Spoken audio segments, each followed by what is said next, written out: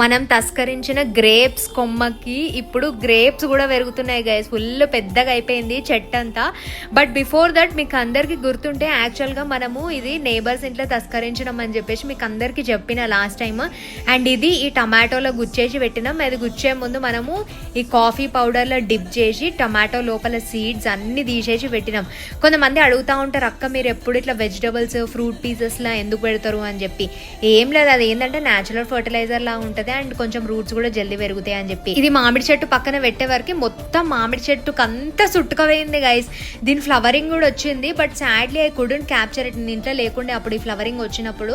So capture చేయలేకపోయినా flowering తర్వాత immediate గా చాలా ఫాస్ట్ గానే చిన్న చిన్న గ్రేప్స్ లాగా మంచిగా ఇట్లా బడ్స్ లాగా వచ్చినాయి. ఆ తర్వాత ఇప్పుడైతే ఫుల్ ఇట్లా బంచెస్ లాగా కనిపిస్తున్నాయి. మొత్తం మామిడి చెట్టు నిండా గ్రేప్స్ ఉన్నాయి గైస్. ఇట్లా బంచెస్ చూడడానికి మంచిగా ఉన్నాయి. They are ready for eating అని అనుకుని ఒకటి ఇట్లా తెంపి చూస్తుంటే ఎంత గట్టిగా రాళ్ళ లెక్క ఉన్నాయి అనమాట. ఇట్లా ఒత్తి చూస్తే దాని లోపల సీడ్ కూడా ఉంది. So I'm just waiting 2-3 weeks నుంచి వెయిట్ చేస్తున్నాం మేము ఇట్లా మెత్తగా అయితే ఏమో అని చెప్పి. కానీ అస్సలు అయితే లేవు. ఇవి సాఫ్ట్ గా అవ్వడానికి if you know any ideas let me know guys. Usual గా కమర్షియల్ పర్పసెస్ కి అయితే స్ప్రే చేస్తారు కెమికల్ వి.